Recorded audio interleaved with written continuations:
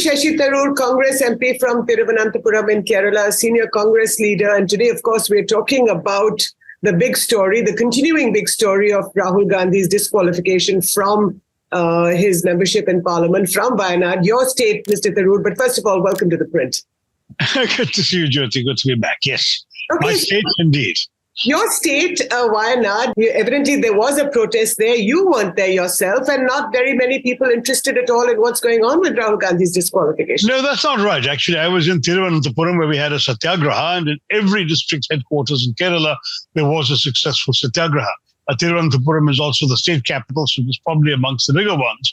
But there's a terrific turnout. What's interesting is not only that the Congress Party workers are up in arms. I mean, not arms. I should correct that because we've just had a terrible attack by the police on unarmed demonstrators. So they're agitated, let's say.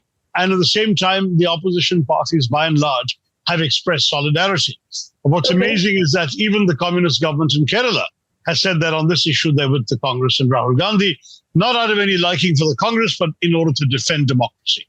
Okay, and I think that is absolutely the right thing. So a couple of questions, Mr. Tharoor. First of all, the Indian Express reported that a lot of disinterest in Wayanad, although the protest was mounted there, like you said, by Congress Party workers, but very few workers showed up, very few people showed up. So, sort of like a lackadaisical, so theek hai, ho jayega, let's see what happens to Rahul Gandhi, but chalta hai. Well, look, I must say that that's not the impression I get. Now, obviously, people can have different perceptions, and I haven't been to Wayanad. There's no question. Why haven't you been to Wayanad? You're a senior Congress leader from Kerala. You put your hat into the ring. The party has asked me to do other things. I had to launch a satyagraha in Guruvayur yesterday, which was a step in the commemoration of the centenary of the Vaikam Satyagraha, which Mr. Kharge is coming down to address day after tomorrow. In fact, tomorrow now, the 30th. So it's a very packed week for me, and I'm running around all at the request of my party. So it's not that I'm, the party decides the priorities on these matters, and this is where I'm needed. So Guruvayur more important than Wayanad? Absolutely, because it's a huge event. The Guruvayur Satyagraha and the Vaikam Satyagraha were opening salvos in the Congress Party's efforts in the 1920s and 30s to open up temples and roads around temples to people of all castes, which wasn't the case in Kerala at that time. So it's a huge agitation. And what's interesting is that the Communist Party, which didn't even exist at that time, is now seeking to appropriate those events and celebrate them. So I think the Congress Party is anxious to ensure that we have heavyweight celebrations ourselves, so no one can ignore our history and our involvement. So is Rahul Gandhi coming to the event, to the Satyagraha in Guruvayur and commemorating Vaikam? No, Guruvayur was yesterday that I was the inaugurator, and tomorrow it's Mr. Kharge who's the president of the party. Doesn't get higher than that. So Rahul is not coming? Not that I'm aware of. So Rahul Gandhi, a former member of parliament from Kerala, is not coming to the big event commemorating the Vaikam Satyagraha in Kerala. I mean, that's a bit odd, isn't it, Mr. Tharoor? No, look, I don't know that he's not coming. All I know is that Mr. Kharge is the headline principal speaker. But as we all know, thanks to the government, Mr. Gandhi has a lot of other things on his hands right now, including, presumably consultations with our lawyers and the strategists on how to move forward on this extraordinary decision of the Surat court. So that's my next question. It's been 5 days since the Surat magistrate disqualified Rahul Gandhi. But it seems he has given a press conference soon after, but nothing else. No talk, no communication, nothing from the Congress Party about what next steps. Are you going to challenge it in appeal in Gujarat, in Surat? Are you going to the Supreme Court? What are you guys planning to do? Well, I think, frankly, that's why the lawyers come in. Because as far as I'm concerned, I'm not a lawyer and I'm not sitting in Delhi as part of the strategy team. So I'm hearing the news about the time that you folks hear it. But let me tell you that as far as I have a personal opinion on the matter, I do believe we should appeal at whatever the next appropriate level is. If we're allowed to go directly to the Supreme Court, maybe we should. Otherwise, we should go to the High Court. But a stay of conviction is indispensable to stop the whole sort of drama of, we've already seen the Lok Sabha Secretariat within 24 hours of the judgment disqualifying Rahul Gandhi from Parliament. And then within just a weekend in between, you have the next working day, the Lok Sabha Secretariat Housing Committee decides to strip Rahul Gandhi of his house. All of this is with extraordinary speed and efficiency we rarely see in our system. And I must say that I think in order to prevent the next stage, which is, of course, for a by-election to be called and so on, we should really get a stay of conviction very quickly so that we can take a deep breath and challenge this extraordinary conviction on merits. That's my personal view. But that's the point, isn't it, Mr. Tharoor, that it's been 5 long days, or today is the 6th long day. I mean, you want to take a deep breath, but your deep breath is lasting 6 days. I mean, that's a lot of time to take a deep breath and not to sort of have any next steps and tell the country what you guys are up to. Well, look, I'm the wrong person to ask. You'll have to ask one of our official spokesmen. They would know what's going on in Delhi. But let me tell you that the entire judgment was in Gujarati, every single page of it, and must have needed translation so we can get the exact details of what's so translation from Gujarati into English or Hindi, or as the case may be. As the case may be. Plus, I think, it's such an important matter affecting a principal leader of our party that I think there would have to be some pretty intensive legal consultation to adopt a strategy and then to take the appropriate steps. So, there are people tasked with this, and really, I'm not the right person to ask. Okay, so now, meanwhile, Prime Minister Modi, speaking at the BJP headquarters about 24 hours or so ago, said, and he has come out, guns blazing, where he has said that the opposition, he hasn't named anybody, but he clearly is referring to the disqualification of Rahul Gandhi, saying that there is deep corruption in the opposition, and if it were not running scared, they would accept what's happening to them, including the role of the investigative agencies like the Enforcement Directorate and the CBI. What's your comment? Well, I think the opposition parties generally, not just the Congress, are absolutely certain that these institutions of our governmental system are being misused for political purposes by the government and the ruling party.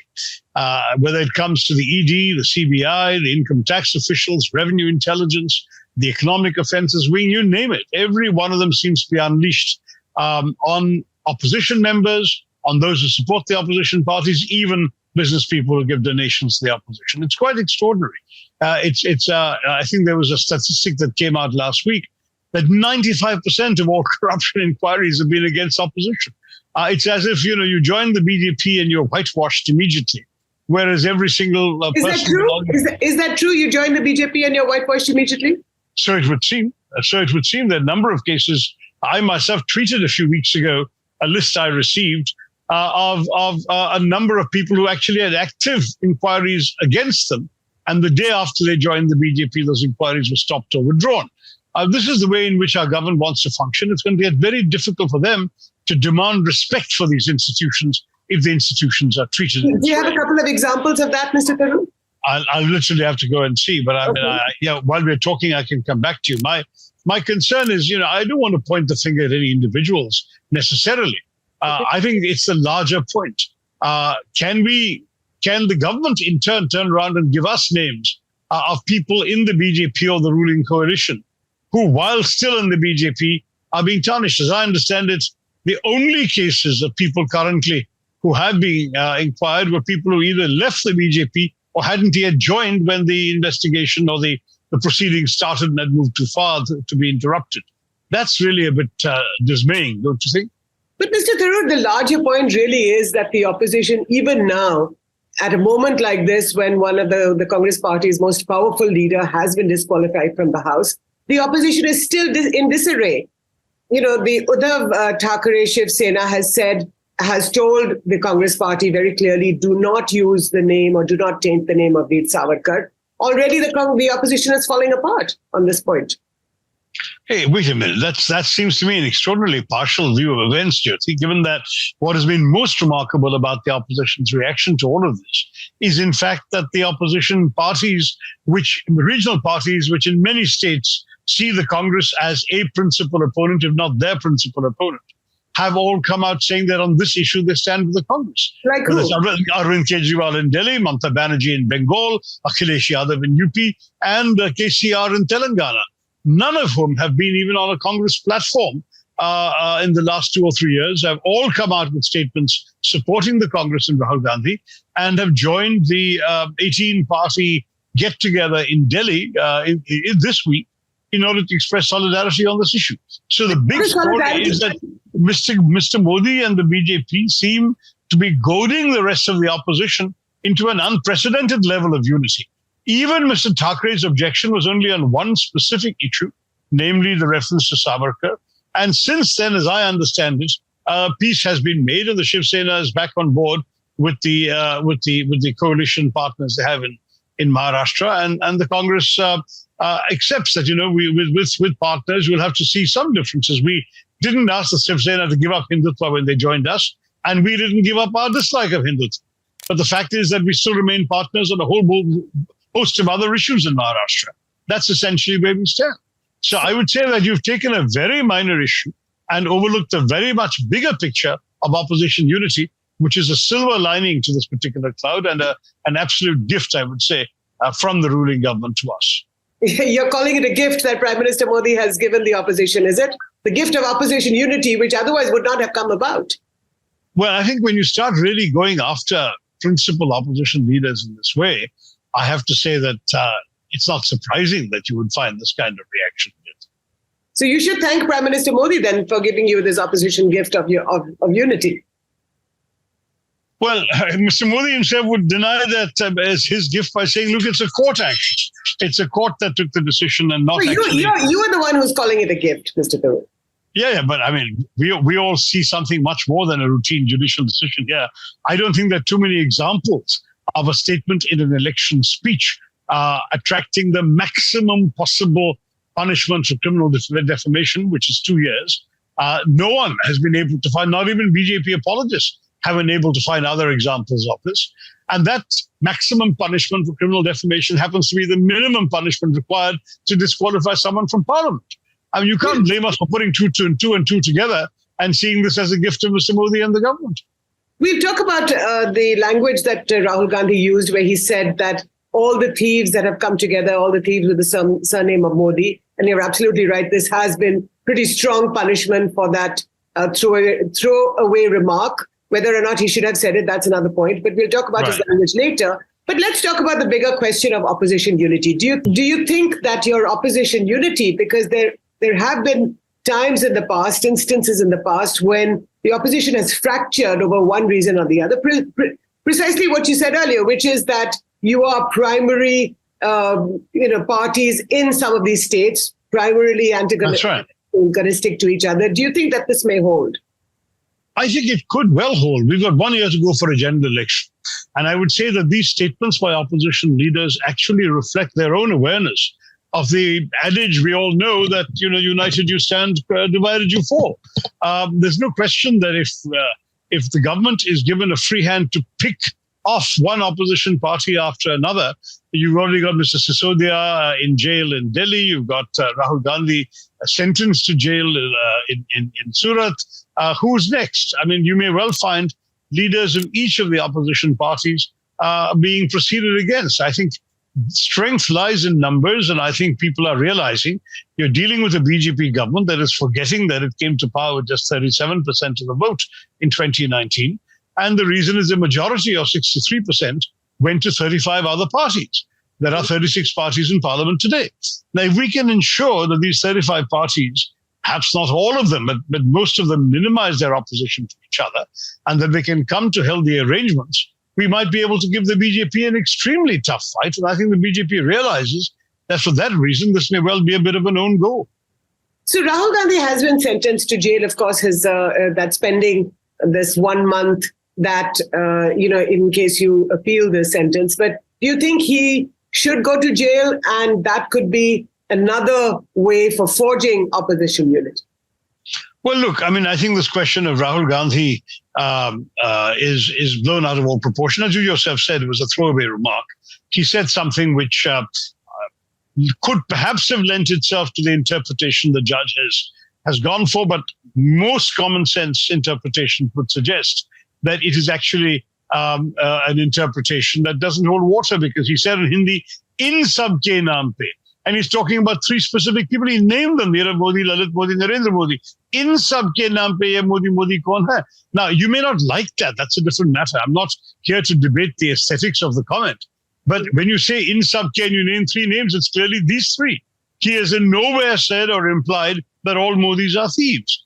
And to my mind, the fact that this has become the basis for a conviction and the sentencing, and that to the maximum possible sentence, I must say is deeply troubling, and I believe it therefore offers very substantial grounds on merits for a serious appeal. Do you think that the ruling party, the BJP, is nervous or insecure about something? I'm at a bit of a loss for why they've done what they've done. One possibility, as you just said, is that they're insecure and they want to knock opposition leaders off one by one so they have weaker opposition to face. That's one possibility. There is a cynical theory going around that some BJP inclined people are suggesting that they actually want to convert this election into a Modi versus Rahul Gandhi election because they still believe. What do you think? What do you think? I can't put myself inside the heads of the BJP leadership, Jyoti. I'm just telling you all the theories that are out there. But whatever it is terrible overreach. Now, whether it's judicial overreach or political overreach, we may have different views.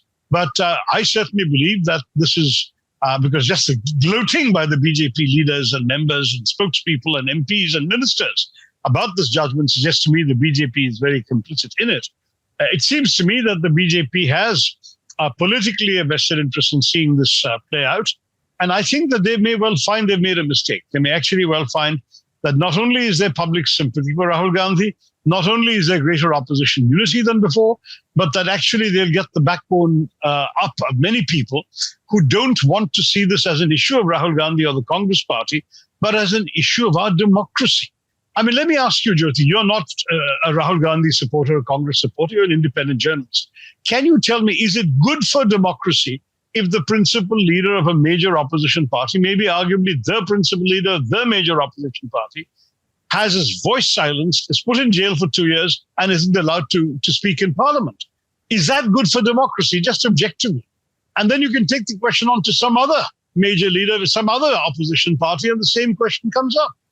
Is this good for democracy? I find it amazing that a prime minister who has told the world that this is the mother of democracy would behave in this manner, or would allow his system, his ecosystem, to behave in a manner that no mother would to its own favorite child. If you just look at the media coverage, you look at the media coverage around the world, Jyoti, he's done India's democratic image a huge amount of damage, because every article suggests that this is a slap in the face of Indian democracy, without exception. I haven't yet to see an article abroad saying, this is just the rule of law taking its course and we should have not blame Mr. Modi's government for any of this. In fact, unanimously, and I've read articles from multiple foreign sources, unanimously, the world media has seen this as an assault on democracy. Now, why would Mr. Modi want an own goal like that? It defeats me. You should ask the BJP, why would you want an own goal like that? No, certainly there are serious questions that have been raised by the media, both in India and abroad. But the point is that people are not coming out in the streets. I mean, look at Israel. What's going on in Israel? People are coming out in the streets against Benjamin Netanyahu. But that's not the question. The question is not about Israel. It's about India. People are not coming out in the streets.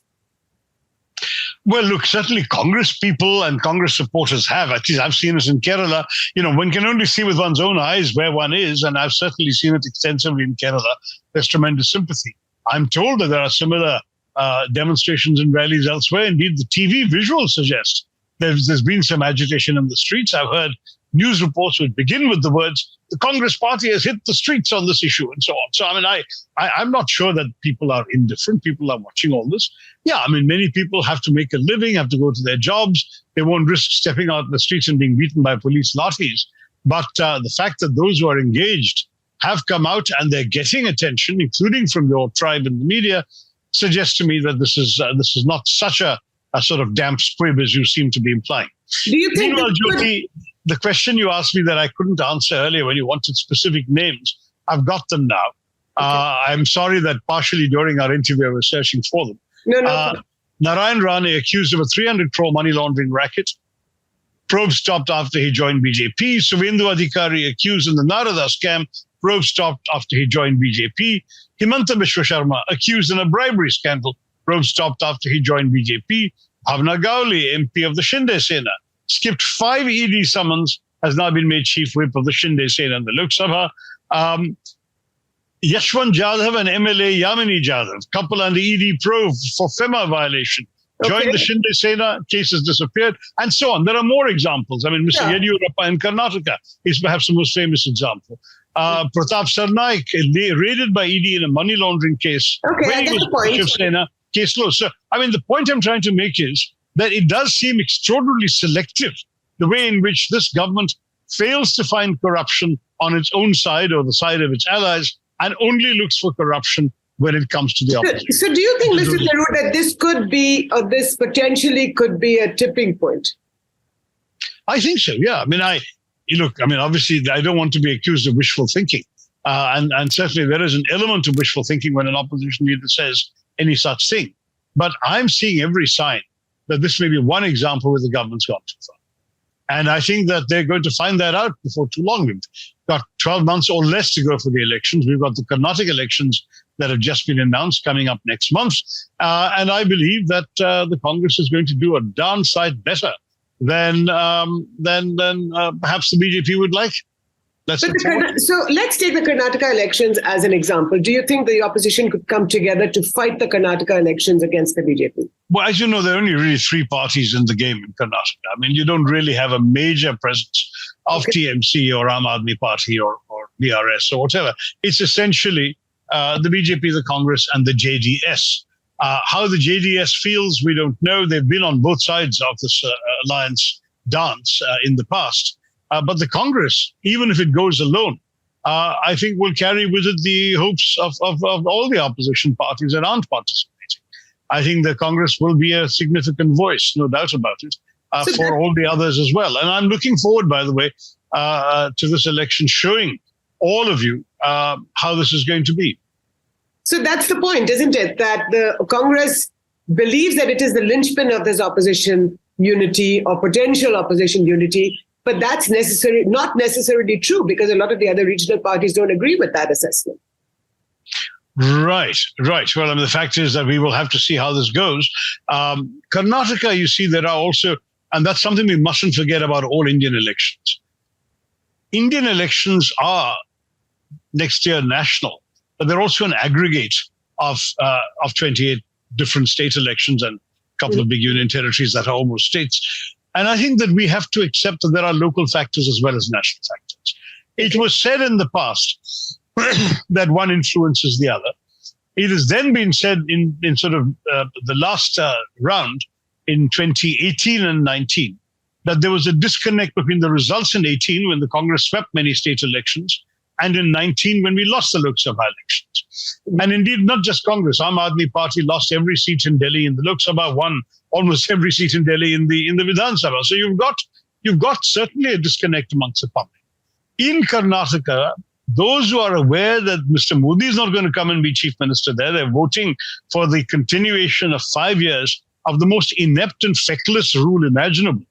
They're not going to vote for this government, which has not only done miserably in terms of performance, but then tried to distract the public by doubling down on a bare-knuckle Hindutva agenda for which the majority of the people of Karnataka have no patience. Making an election about Tipu Sultan and talking about fictional characters called Ninja Gowda and Ude Gowda, something who allegedly killed Tipu, for which there is not a shred of historical evidence, going on about hijabs in colleges, going on about love jihad and so on. I mean, this is no substitute for good governance, and the BJP has given Karnataka very bad governance. And therefore, it seems to me very clear that the Karnataka public knows what it's voting against. What are they voting for? We will draw the conclusions when we see the results. But I believe they're voting for a different approach, a different government, different party. Okay, so the larger question is that is Arvind Kejriwal or Mamata Banerjee parties or leaders that are politically ranged against the Congress party, are they willing to shelve their differences with the Congress party to fight the big battle in 2024? You'll have to ask them. It's wrong for me to speak for other parties and say what they may or may not do. All I can say, I welcome what they have said. And I hope it's the beginning of more steps towards opposition unity, like the joint consultations in Parliament in Mr. Kharge's office, like the dinner with the Congress president. I mean, there are things happening which weren't happening before, and let's hope this continues, is my answer. Much more hard work necessary for this journey to carry on. Absolutely. I think that, consulting and creating good relations with all the parties is certainly a major responsibility with the principal opposition party. On the one hand, you want to take your responsibility seriously. On the other hand, you don't want to leave the impression that you think you're the only big guy on the block and everybody else has to follow your orders. On the contrary, the Congress has to go modestly and sincerely and say, help us to help you and let's do this together. I mean, that's got to be the approach. And I really think it can be. I mean, we've had some successful coalitions in the past. Don't forget that UPA 1 and UPA 2 were both coalitions. And in both cases, they did involve some parties that were not part of pre-poll alliances. So let's see what we can do. Ideally, more pre-poll, but certainly there are possibilities pre-poll if the right atmosphere has been created before the poll. As always, Mr. Shashi Tharoor, thank you so much for your time and for speaking to The Print. It's a pleasure. Good talking to Jyoti. All the best. Thanks. And you. Bye-bye. Bye.